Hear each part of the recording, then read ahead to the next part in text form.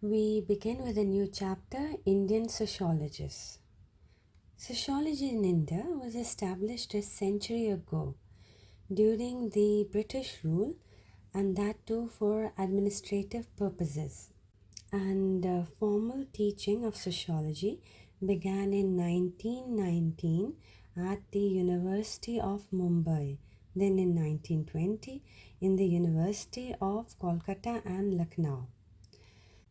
So, logically, whenever a new discipline is introduced, its potential scope and ambit is delineated. Sociology had come into existence in Western Europe in order to figure out what was happening to their contemporary society that was in a state of flux. Or, in other words, it was an attempt to make sense of modernity. Likewise, the specificity for the Indian context has to be clarified. Now, India's experience of modernity was closely intertwined with the experience of the British colonial rule. For the West, the Eastern culture was something that was primitive, as it did not match up with their culture. In India, which was an ancient and advanced civilization, it had people of multicultural and multi-ethnic background, and the Indian sociologists did not see it fit to categorize society as per the Western sense.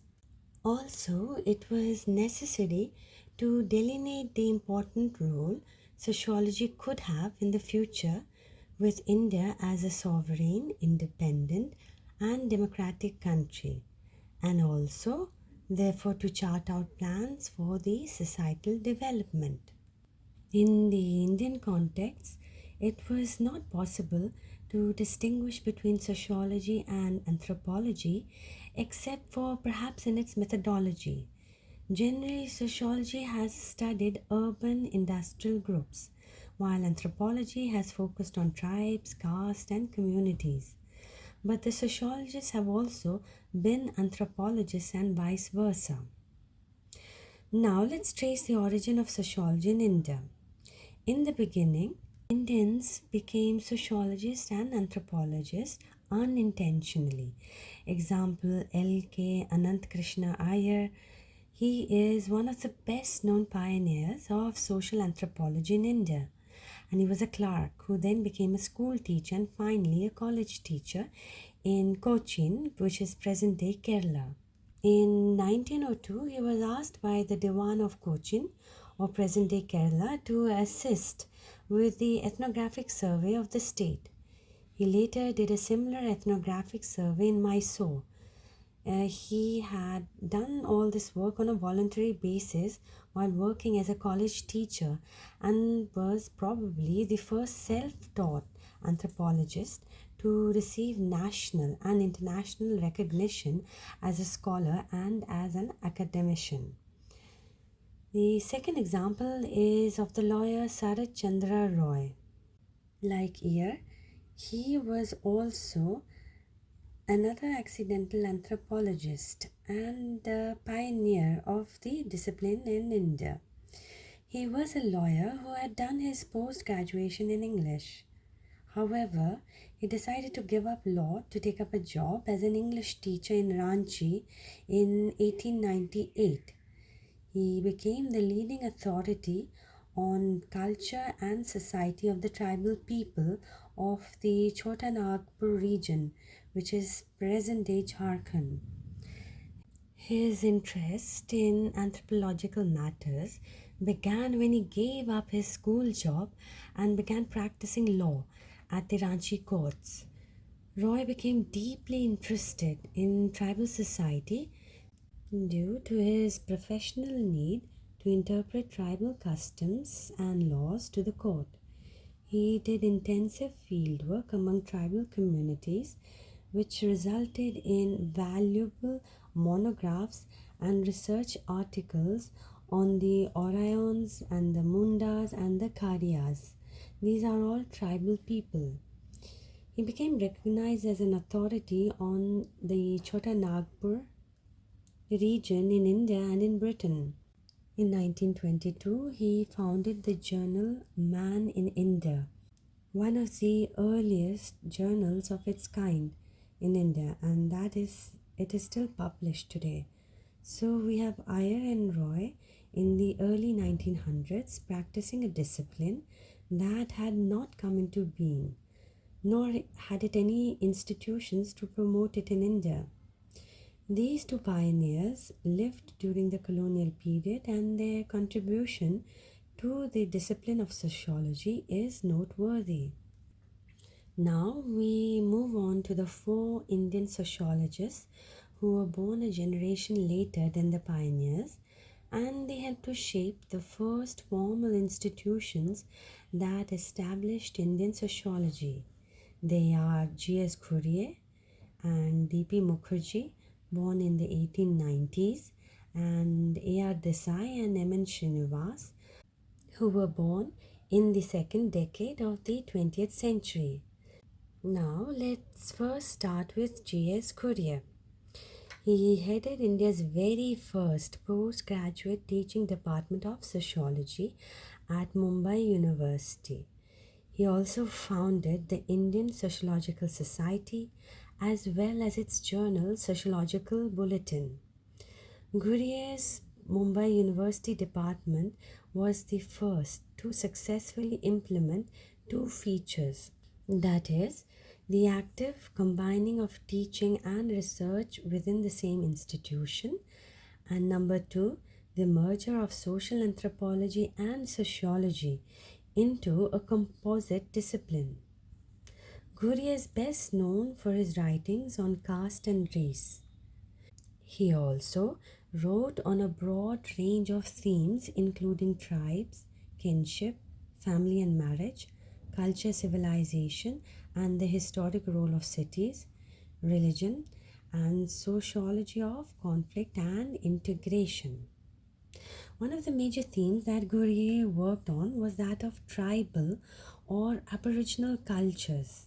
In fact, his writing, and especially his debate with Verrier Elwin, highlighted him in the academic world.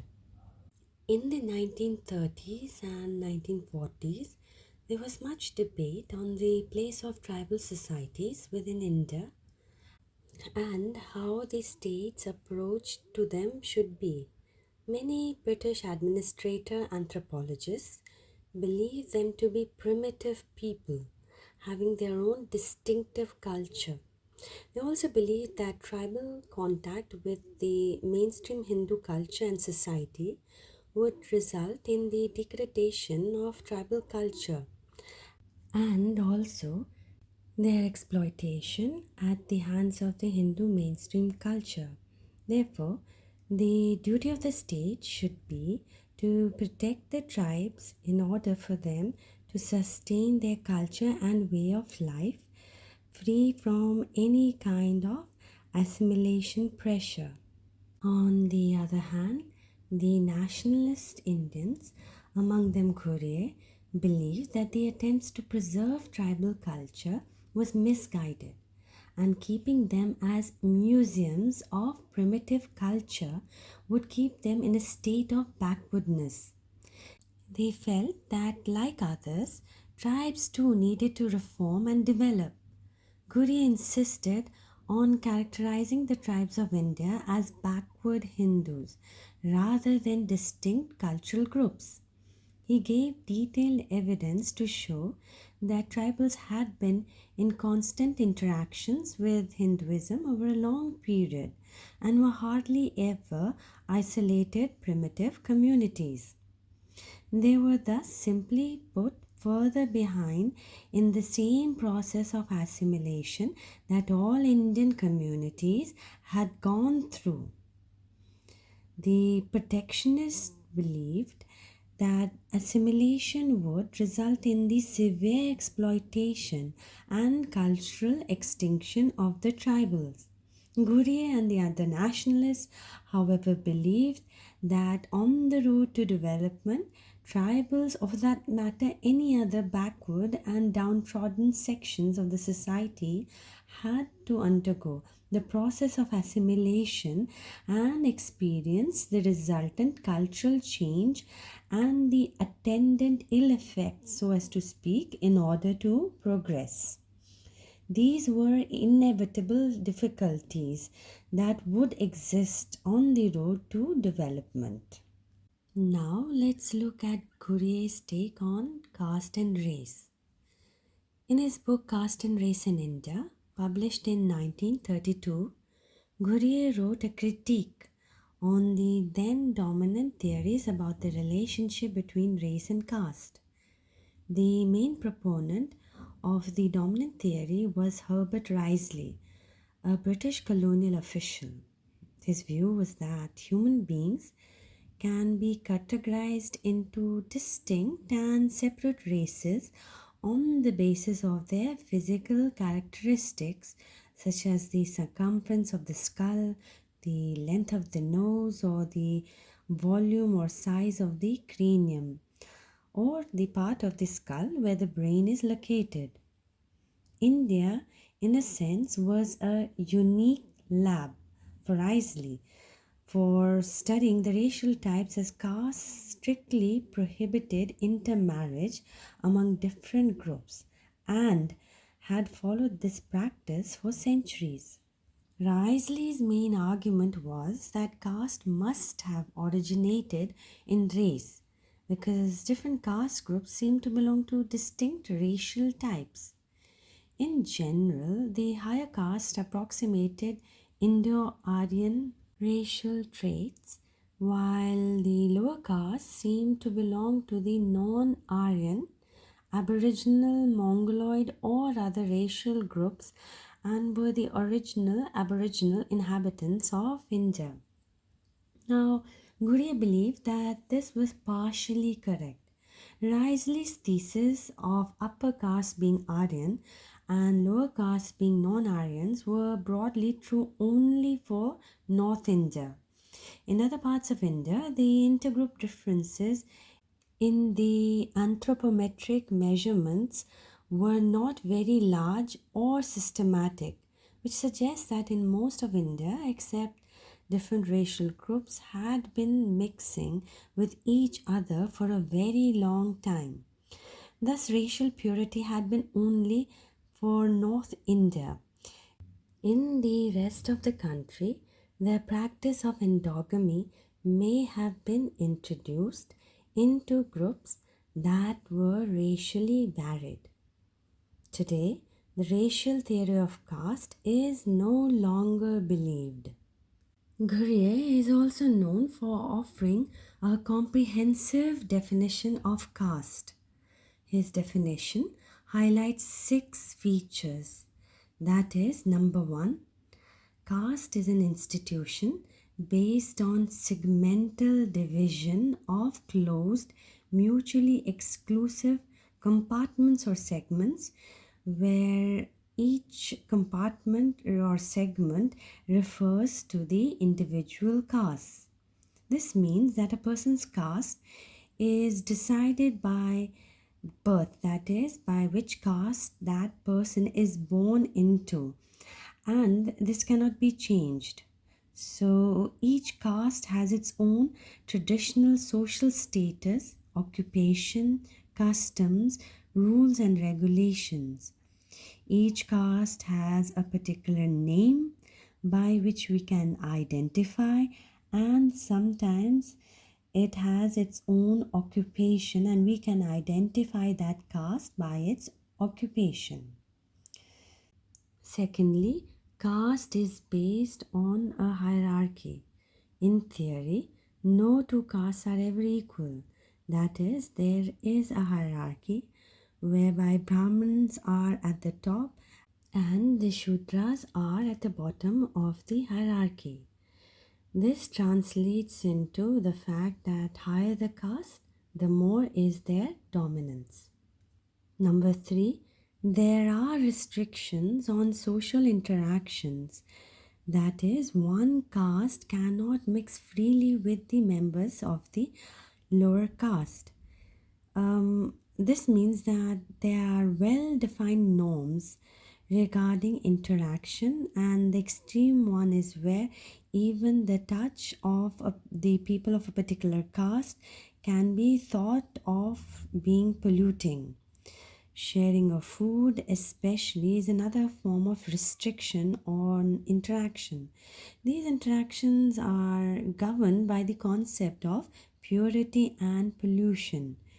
Usually, a caste would not accept cooked food from any other caste that stands lower than itself on the social scale. This relates to the person cooking the food as well, or the cooked food that is being shared. That is, it relates to both these contexts. For example, in North India, a Brahmin will accept pakka food, that is, food which is cooked in ghee, only from some caste lower than his own. However, no one would accept kacha food, that is, food that is cooked in water. And of course, food prepared by a Brahmin is acceptable to all castes. Number 4, there are differential rights and duties for different castes, which extends to both religious practice and the secular world. Ethnographic accounts are a source of information regarding this, and they have indicated the various differential rights and duties of the different castes. Number 5, occupation is hereditary. That is, it is decided by birth in the caste. At societal level, caste functions as a rigid form of division of labor, with specific occupations being allocated to specific castes. And lastly, that is number 6, castes involves strict restrictions on marriage. Endogamy is the chief characteristics of a caste. Violation results in ostracism. However, hypergamy, that is, woman marrying someone who is wealthier or of a higher caste or social status, is acceptable. And hypogamy, that is, marriage with a person of a lower social status, was also present. Gotra exogamy is also maintained in each caste. Caste endogamy, or marriage only within the caste, is often accompanied by rules about exogamy, or whom one may not marry. Now, Gurye's definitions of caste characteristics help make the study of caste more systematic.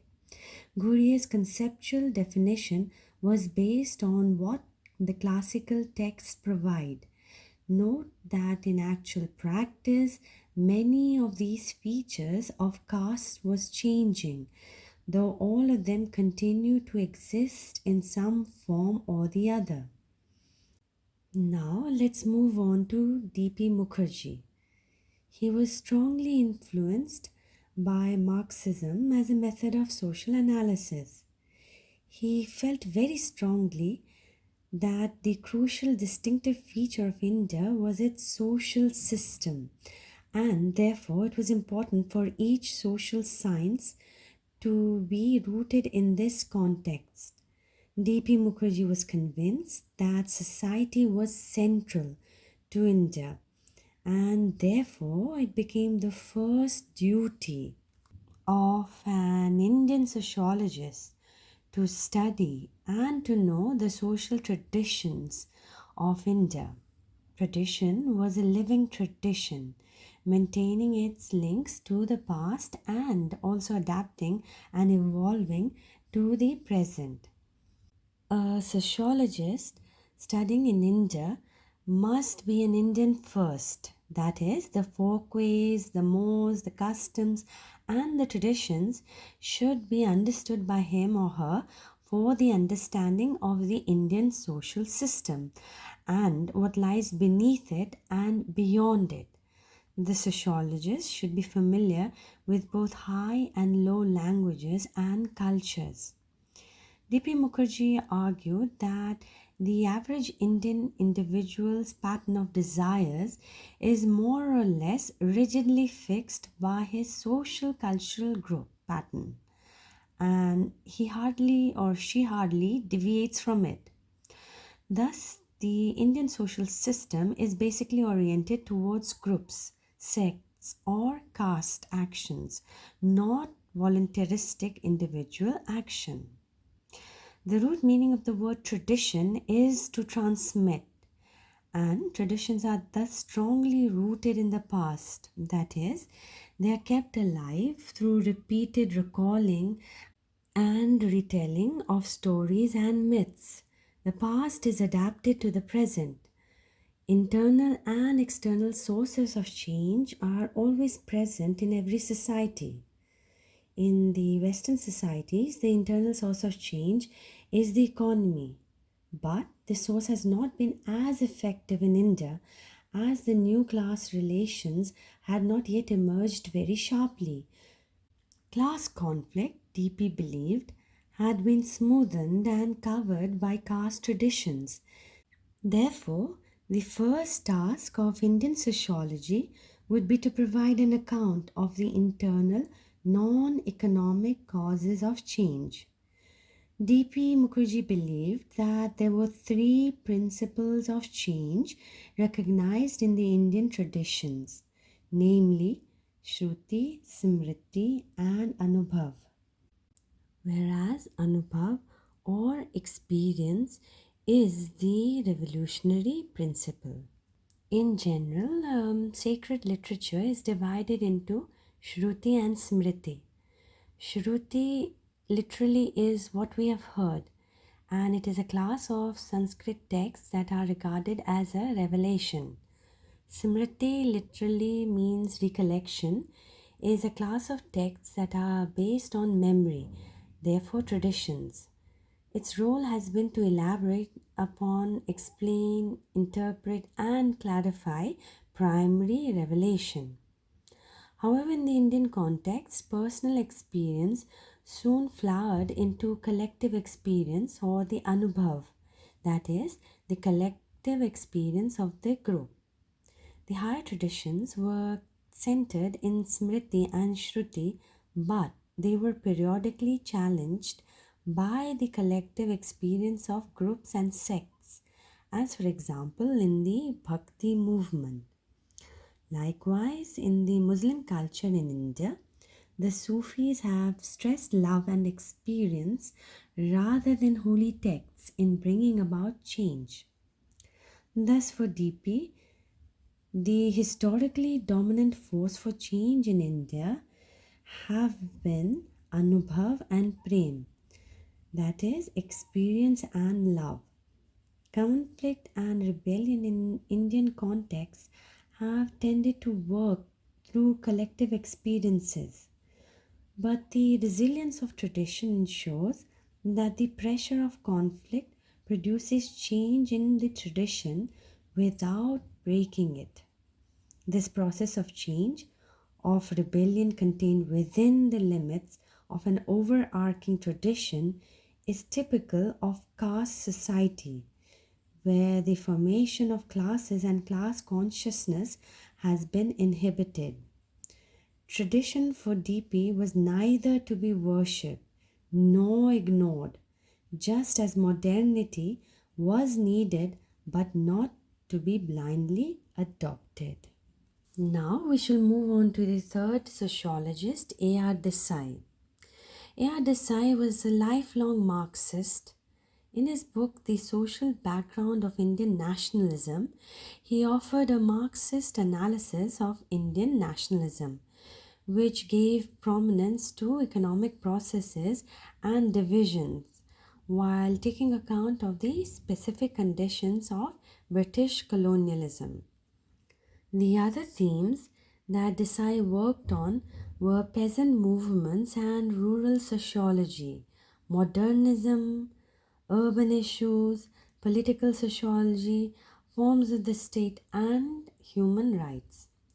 Let's look at A.R. Desai's take on the state. So, Desai's approach to the state was from a Marxist perspective. In his essay called The Myth of the Welfare State, Desai provides a detailed critique of this notion and points to its main shortcomings. Desai listed the following unique features of the welfare state, and we'll go over them one by one. With the first one, a welfare state is a positive state. It does not seek to do only the minimum necessary to maintain law and order. The welfare state is an interventionist state and actively uses its considerable powers to design and implement social policies for the betterment of the society. Number two, democracy is an essential condition for the formation of welfare state. That is, the welfare state is a democratic state. Multi-party elections were thought to be a defining feature of the welfare state. Therefore, liberal thinkers excluded socialist and communist states from this definition. Number three, a welfare state involves a mixed economy. A mixed economy is where both private capitalist enterprises and publicly owned enterprises coexist. By and large, the state concentrates on basic goods and social infrastructure, while private industry dominates the consumer goods sector. The performance of the welfare state can be measured by the following questions. What are they? Well, they are as follows. Number one, does the welfare state ensure freedom from poverty, social discrimination, and ensures security for all its citizens? Number two, does the welfare state remove inequality of income through measures to redistribute income from the rich to the poor? And does it prevent the concentration of the wealth in the hands of a few? Number three, does the welfare state transform the economy in such a way that the capitalist profit motive is made subservient to the real needs of the community? Number four, does the welfare state ensure stable development free from the cycle of economic booms and depressions? Number five, does it provide employment for all? So Desai, using the above five criteria, finds the performance claims of much of Europe and the United States to be greatly exaggerated. These developed countries fail to provide minimum levels of economic and social security to all their citizens. Also, they are unable to reduce economic inequality. These welfare states have been unsuccessful at enabling stable development free from market fluctuations. Lastly, in spite of possessing excess economic capacity, these welfare states have high levels of unemployment. Based on above, Desai concludes that the notion of the welfare state is something of a myth. Now, A.R. Desai also criticized the shortcomings of the communist states too. He argued strongly for the need to have political liberties and the rule of law in the socialist states. So we move on to our last sociologist, M.N. Srinivas, a post-independence, best-known Indian sociologist. M.N. Srinivas was like Desai, a student of Gurye. He published Religion and Society Among the Kurks of South India. He produced a significant body of work on themes such as caste modernization and other processes of social change, village society, and many other issues. The Indian village and village society remained a lifelong focus of interest for Srinivas. In sociology, He was instrumental in making village studies the dominant field during the 1950s and the 1960s.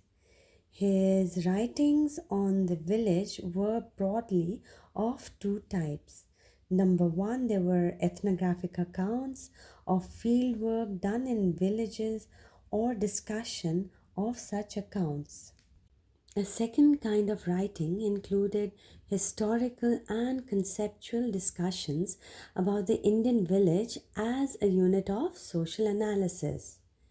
Srinivas was involved in a debate about the usefulness of the village as a concept. Social anthropologists like Louis Dumont believe that social institutions like caste were important than village. Village was a collectivity of people in a particular place. Villages live or die and people move from one village to another. But their social institutions like caste and religion remain with them. Therefore, Dumont believes that village should not be given much importance. Srinivas was involved in this debate about the usefulness of the village as a concept. He believed that the village was a relevant social entity. Village unity was quite significant in rural social life. Srinivas proved that the village had in fact experienced considerable change and was not an unchanging, self sufficient little republic as the British administrators had made it out to be. Villages were never self sufficient and had been involved in various kinds of economic, social, and political relationships at the regional level. The village, as a site of research, provided an eyewitness account of the rapid social change that was taking place as India began a program of planned development. These vivid descriptions of Indian village were greatly appreciated at the time as urban Indians and policy makers were able to know about the changes and development which was happening in the village. So, village studies thus provided a new role for a discipline like sociology in the context of an independent nation, rather than being restricted to the study of primitive people. It also could be made relevant to a modernizing society. So, we have viewed in this chapter the diverse ways in which sociology has been Indianized. So, we have Ghurye, who began with the questions defined by Western anthropology and merged his intimate knowledge of classical texts and his sense of the educated Indian opinion. D.P. Mukherjee rediscovered the importance of Indian tradition along with its shortcomings. A.R. Desai offered a critical view of the Indian state at a time when such criticism was rare. And M.N. Srinivas adapted his training to the Indian context and helped design a new agenda for sociology in the late 20th century. So, succeeding Indian sociologists have subjected the work of these pioneers to constructive criticism in order to take the discipline further. With this, we conclude this chapter.